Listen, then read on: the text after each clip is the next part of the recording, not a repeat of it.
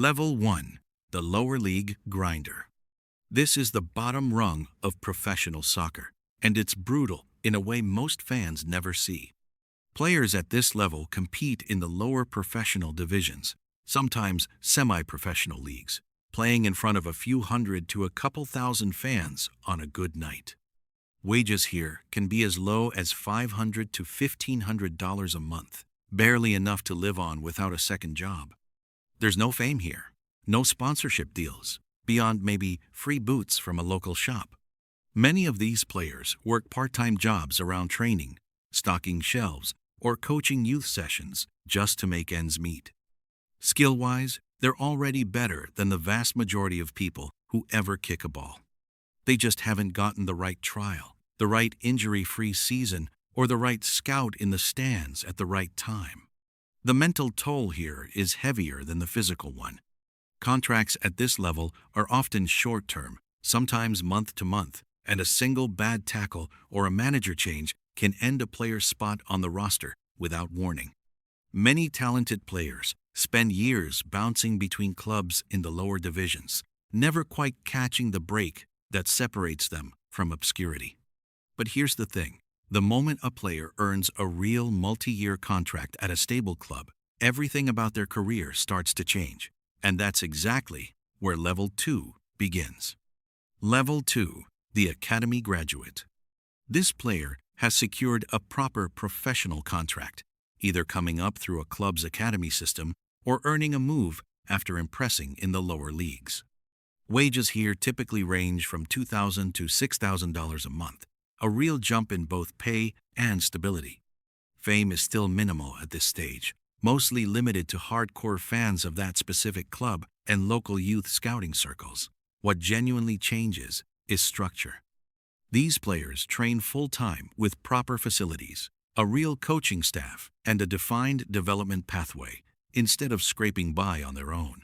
Skill level here is genuinely impressive. These are players who could start for plenty of clubs in a pinch, but they're competing with dozens of other academy graduates and squad players for a handful of first-team appearances. Coaches see the potential. The general public has no idea who they are yet. Now, most players who reach this level never move past it, but the ones who do share one specific trait, and it's not just raw talent. It's the ability to perform when the manager finally gives them a real chance. And that's exactly what separates Level 2 from Level 3. Level 3, the Solid Starter.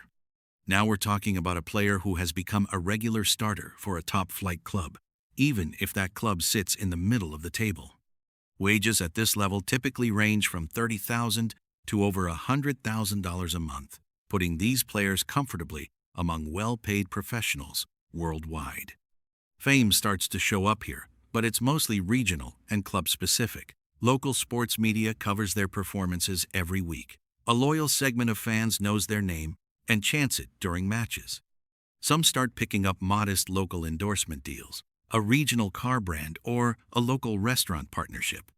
This is where lifestyle starts to visibly shift.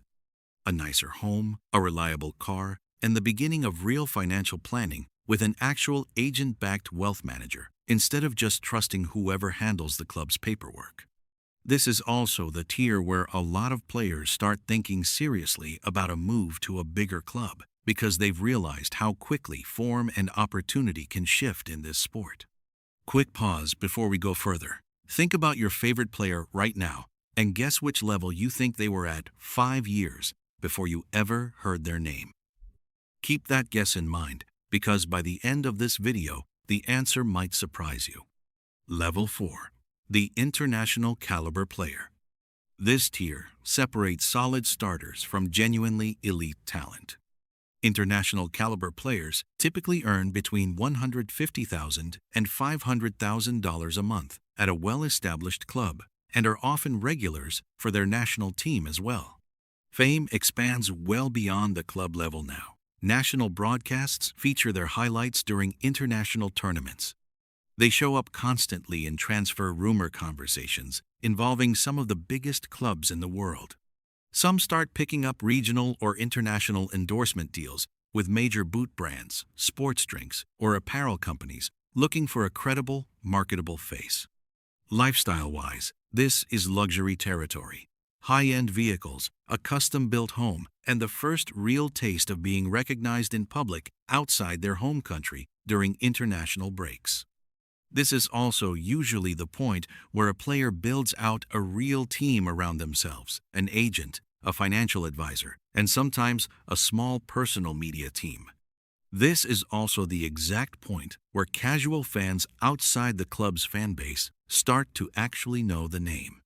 But what happens next is where the real separation begins, because level 5 is where soccer stops being just a career and starts becoming a full identity. Level 5, the star player. This is elite territory. Star players are regular starters and often the standout performer at one of the world's biggest clubs, the kind of player entire match previews are built around. Wages here regularly exceed $500,000 to over $1 million a month, especially for players who are consistent difference makers in major competitions. Fame becomes a full-time asset at this level. These players have management teams handling brand deals completely separate from their football agents. Global commercials, major boot deals, and appearances at international press events become normal parts of their calendar. Their shirt sits in the top tier of club-wide sales every single season. Skill-wise, these are the players who redefine what's possible on the pitch. Highlight reels of their goals and assists circulate constantly across social media. Opposing teams don't just prepare a general game plan, they design entire specific defensive strategies just to nullify this one player. And here's where it gets interesting, because there's still an entire tier above this one, and the gap between level 5 and level 6 is bigger than the gap between every level before it combined. Level 6, the global superstar. At this level, the player is a top 5 or top 10 talent in the entire sport and the unquestioned face of their club. Total compensation, including salary and endorsements, can reach $30 to $50 million a year or more, with off-field income from boot deals, ownership stakes, and business ventures often rivaling their actual playing salary. These are players whose names are recognized by people who barely follow soccer.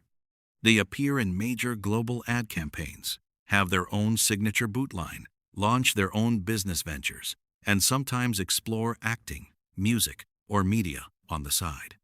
Their transfers alone can generate headlines on the front page of newspapers, not just the sports section. Fame at this level comes with a real trade-off. Privacy becomes nearly impossible. Every public outing gets photographed. Every relationship becomes tabloid material. The scrutiny is constant, following them across every league, every international tournament, and every off-season appearance. If you thought that was the top of the mountain, it's not even close. Because everything we just described, the massive wages, the boot deal, the global fame, all of it is still just a stepping stone to the one tier almost nobody ever reaches. Level 7, the generational legend. This is the rarest tier in all of soccer. We're talking about maybe a handful of players per generation, the ones whose names transcend the sport entirely and get discussed in the same breath as the greatest to ever play the game, often before their careers are even finished. Financially, these players operate more like global business empires than individual athletes, ownership stakes in clubs, media companies, and major brands.